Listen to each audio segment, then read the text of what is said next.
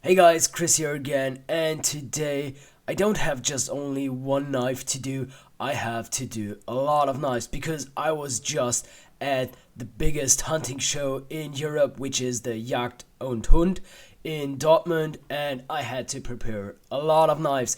And as you know me, I have came up with two new designs, which I definitely want to take onto the show.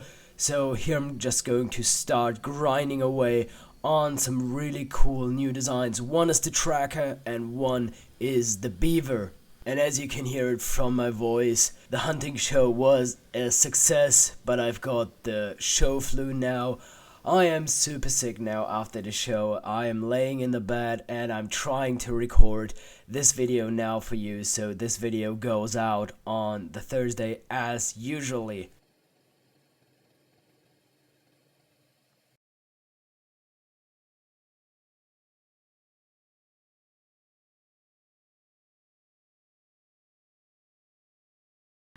The knives are now profiled, the holes are drilled, so now it is time for the preheat treatment grind.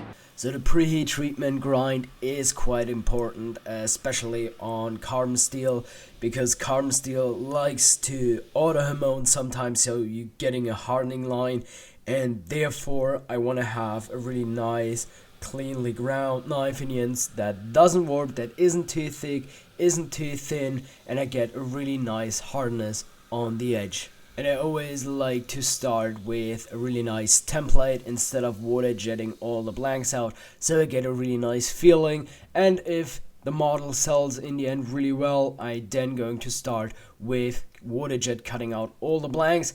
And now it is time for the heat treatment, and these knives, they are made out of spring steel, so I'm quenching them in my quenching oil to get a really nice hardness in the end. And what I also like to do is after the quench, I put them between my aluminum plates to keep them nice and cool and straight.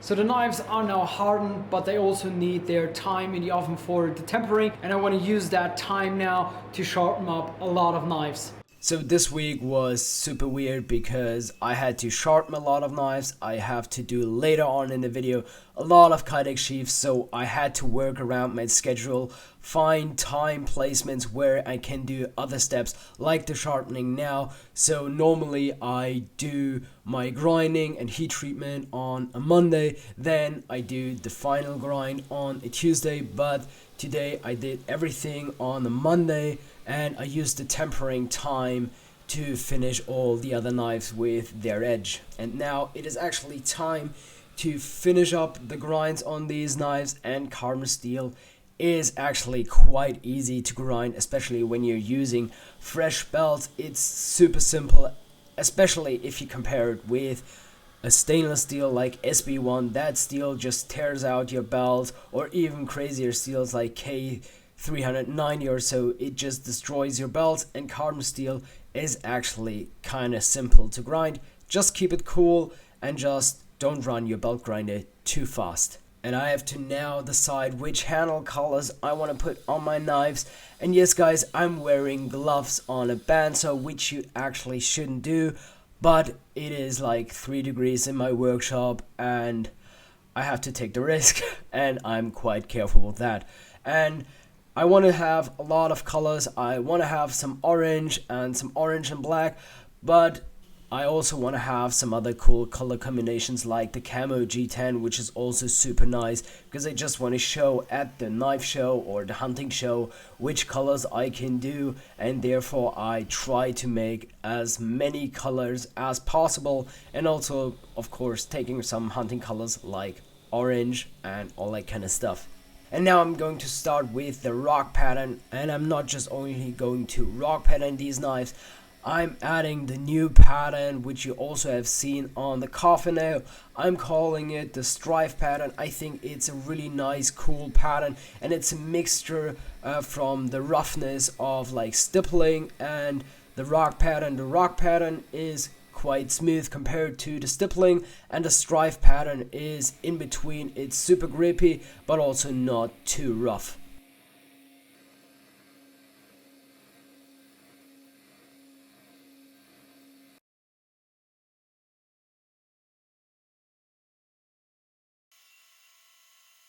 And we also had that pattern in the last video, as I said before, and it would be really interesting for me, guys. What do you think about the new patterns? Because I'm trying to evolve, but I still want to stay in my style because I love those textured handles. It's not everyone's cup of tea, but I think they're kind of cool and they're representing my style really easy. And if you have missed out the coffin nail, here you can see it again how I'm doing the strife pattern. I'm using a round burr on my Dremel and I'm just strafing down the handle with that round burr, and there you get like a really nice bark like kind of texture, I would say. And especially in a knife holding vise, it's super easy to clamp that knife, turn it around in a position that you want, and it actually goes quite quickly. Not as quickly as the rock pattern, but still not comparably to the stippling. The stippling takes the longest. And of course, I have to stonewash all the knives because I love stonewashing. And while the stonewashing was going on, I already started to clean up all the knives. You can see I have to do a lot of Kydex sheaths, so I cleaned them up from all the surfaces so the tape sticks to them, and then I had to cut around the tape because the tape gives me a kind of protection layer when I'm pressing the Kydex. So if there's any kind of dirt in the Kydex, it stays a little bit off the Kydex and it gives you a little bit of room. And then after the stonewash was finished, I could start sharpening my knives again on the tarmac with the 180 grit stone, the 600 grit stone, the 1200 grit stone, and then of course stropping in on my leather wheel. So the knives are now nearly done.